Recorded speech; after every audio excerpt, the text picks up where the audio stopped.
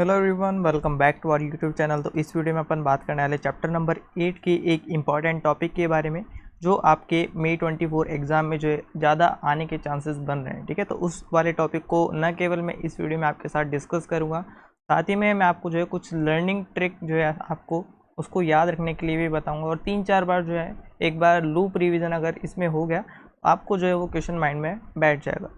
तो स्टार्ट करते हैं अपना चैप्टर 8। इससे पहले मैं आपको बता दूं और भी वीडियोस अपने चैनल पर फ्री ऑफ कॉस्ट प्रोवाइड आपको की गई है।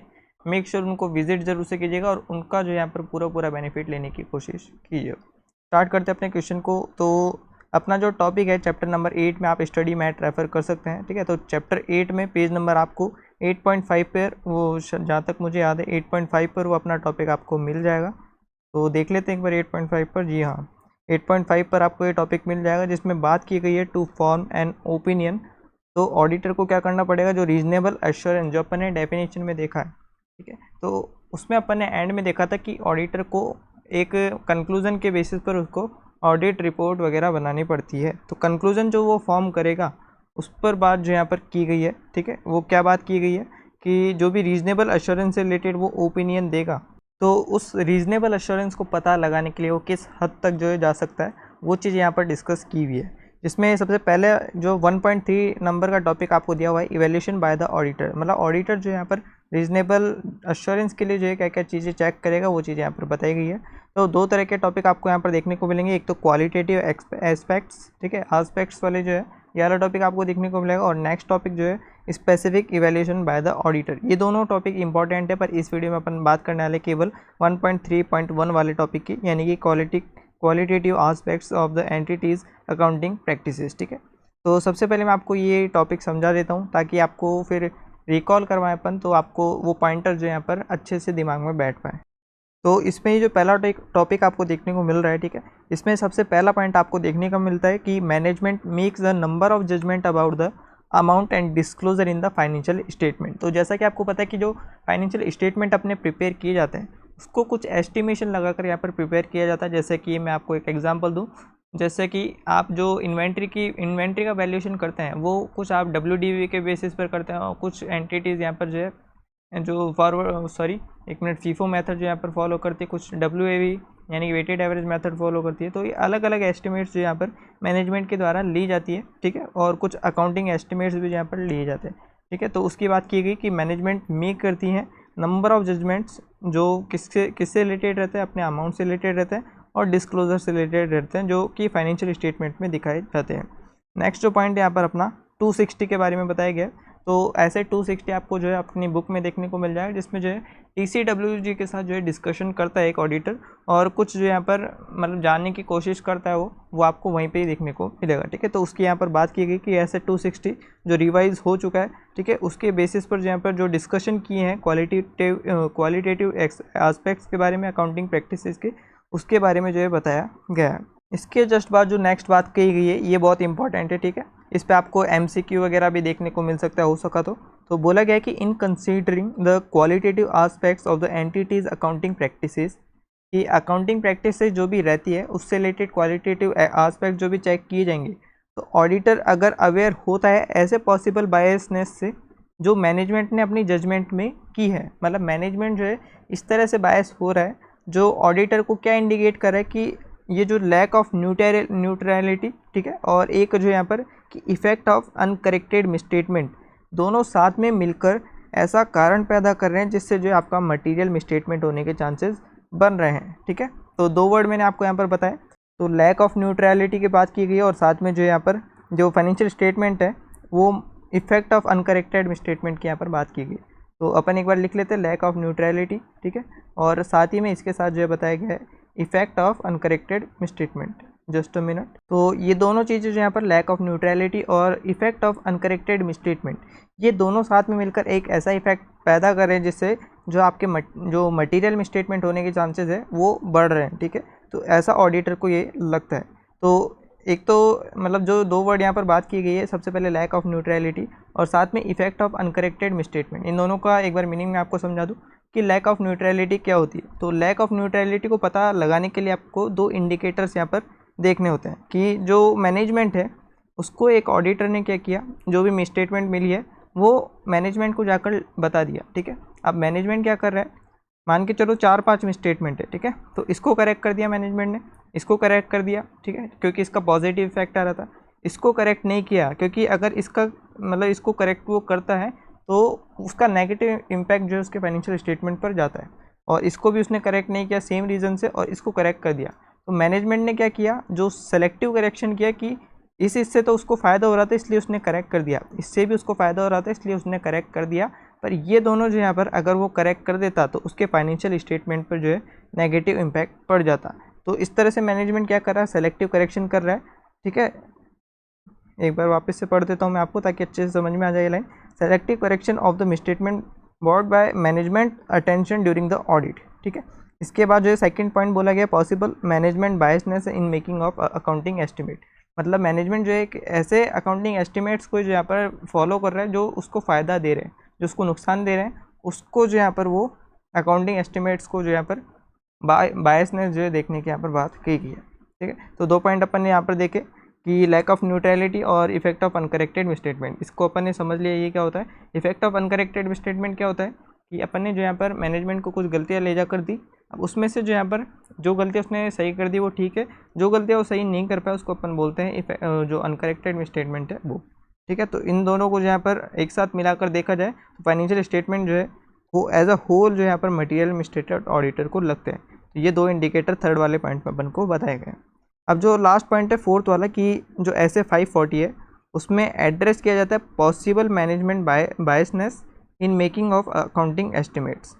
तो अपन क्या करेंगे अब, यानी सीधा सा अपन कह सकते हैं जो ऐसे 540 है उसमें जो भी एड्रेस किया गया एक ऑडिटर के द्वारा कि जो भी मैनेजमेंट की बायसनेस है रिगार्डिंग अकाउंटिंग एस्टिमेट्स, उससे इफेक्ट पड़ रहा है ऑडिटर के कंक्लूजन पर, यानी कि उसको लग रहा है कि ऑडिटर का इवैल्यूएशन जो है whether the financial statement as a whole are free from material misstatement, उस पर जो है इफेक्ट पड़ रहा है, ठीक है। तो वो चीज़ें यहाँ पर ऐसे 540 के अंडर जो है कवर की जाती है, ठीक है। तो 4 पॉइंट अभी तक अपन ने देखे। अब अपन इसको देखेंगे इसको याद कैसे रखा जाए। तो सबसे पहले आपको क्वेश्चन को देखना है कि पूछा जाएगा यहाँ पर क्वेश्चन आपको इसी हेडिंग से, यानी कि qualitative aspects of entities accounting practices. अब देखो इसको आपको लर्न कैसे करना है वो चीज़ मैं अब आपको बता देता हूँ। तो यहाँ पर क्वेश्चन में अगर आप देखो तो क्वेश्चन में सेम ये हेडिंग आपको उतार के वो देने वाला है। तो इस क्वेश्चन से जो आप क्वेश्चन को आइडेंटिफाई करोगे सबसे पहले कि क्वेश्चन में पूछना क्या चाह रहा है, और ये वाला ही वो ट्रिक है जो मैंने बताया था, ऐसे आपको रिकॉल करना है वहाँ पर। तो आपको सबसे पहले वर्ड देखना है यहाँ पर क्वालिटी, ठीक है। और क्वालिटी का अगर अपोजिट करके लेकर जाए अपना तो सबसे पहला पॉइंट बन जाता है अपने यहाँ पर क्वांटिटी, ठीक है।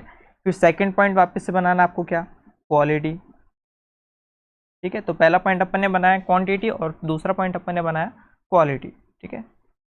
तो इसको कनेक्ट कर रहे तो मैं आपके इन वाले पॉइंट से, तो क्वांटिटी में आपके क्या आते हैं, नंबर्स आते हैं, अमाउंट्स आता है, ठीक है। तो मैनेजमेंट ने जो भी यहाँ पर नंबर ऑफ जजमेंट्स यहाँ पर मेड की है regarding amounts and disclosure in financial statement, ठीक है। तो ये जो मेन पॉइंट है यहाँ पर नंबर्स एंड अमाउंट्स, ये हो जाता है अपने पास क्वांटिटेटिव टर्म्स में, ठीक है। इसके बाद जो सेकंड पॉइंट मैंने आपको रिलेट करवाया यहाँ पर क्वालिटी से। तो जो अपन ने हेडिंग में देखा क्वेश्चन में जो है ये लाइन आपको देगा तो सेम लाइन आपको उतार देनी है, बस आपको रेफरेंस देना अपने ऐसे 260 का। ऐसे 260 कैसे याद रखेंगे, तो सेकंड पॉइंट में आपको क्या ध्यान रखना है, सेकंड स्टार्ट होता है 2 से, तो 260, ठीक है, ऐसे आपको ये याद कर लेना है। तो ऐसे 260 यहाँ पर रेफरेंस करता है, मतलब कंटेन करता है समथिंग डिस्कशन अबाउट द जो हेडिंग है अपनी वो, ठीक है, qualitative aspects of the entities accounting practices, ठीक है। अब देखिए अकाउंटिंग की बात की जा रही है, ठीक है। अकाउंटिंग वगैरह जो है मैनेज करने का काम किसका है, मैनेजमेंट का। तो अकाउंटिंग वगैरह जो है इसको रिलेट कर देना आपको मैनेजमेंट से। तो मैनेजमेंट की बायसनेस यहाँ पर जो है थर्ड वाले पॉइंट पर अपन देखेंगे, सॉरी मैनेजमेंट की जो जजमेंट है पॉसिबल बायसनेस की वो चीज़ यहाँ पर अपन देखते हुए चलेंगे, ठीक है। थर्ड पॉइंट भी अपना हो चुका है। अब थर्ड पॉइंट में जो 2 पॉइंट मैंने आपको बताया था कि लैक ऑफ न्यूट्रलिटी, ठीक है, यहाँ पर आपको देख सकते हैं आप लैक ऑफ न्यूट्रलिटी और अनकरेक्टेड स्टेटमेंट, ये दोनों पॉइंट आपको देने हैं, क्योंकि इसका मीनिंग मैंने आपको यहाँ पर ऐसे 2 करके समझाया था, ठीक है। वो दोनों पॉइंट आपको यहाँ पर देते हुए चलना उसमें। इसके बाद जो यहाँ पर जो लैक ऑफ न्यूट्रलिटी को मैंने आपको 2 पॉइंट में समझाया था, इस पर भी जो है अलग से क्वेश्चन बन सकता है, ठीक है। इसको भी जो आपको कंसिडर करते हुए चलना है कि सेलेक्टिव करेक्शन जो है अगर वो करेगा मैनेजमेंट, उसके पास बहुत सारी अपन स्टेटमेंट लेके गए एज ऑडिटर, और उसने जो है कुछ चीज़ें जो है कुछ ही चीज़ें करेक्ट करके दी और बाकी की चीज़ें करेक्ट नहीं करके दी जो उसके नेगेटिव इम्पैक्ट दे रहे हैं उसके लिए, ठीक है। और पॉसिबल मैनेजमेंट बायसनेस जो है यहाँ पर है अकाउंटिंग एस्टिमेट को लेकर। फोर्थ पॉइंट अब कैसे रिलेट करना है देखिए। तो पहला और दूसरा पॉइंट अपन ने बना लिया था। पहला पॉइंट था क्वालिटेटिव क्वांटिटी और सेकंड पॉइंट था अपने पास क्वालिटी। ठीक है, अब क्वालिटी के लास्ट हेडिंग में अगर आप देखो यहाँ पर अकाउंटिंग प्रैक्टिसेस की बात की जा रही है और इसको अपन ने रिलेट किया था अपने मैनेजमेंट से। अकाउंटिंग प्रैक्टिस से जो है अपना ये वाला पॉइंट खत्म हुआ था। तो अकाउंटिंग प्रैक्टिस जो है मैनेजमेंट ने इतनी की कि उसके 22 शेप्स आ गए। ठीक है, 22 शेप्स आ गए।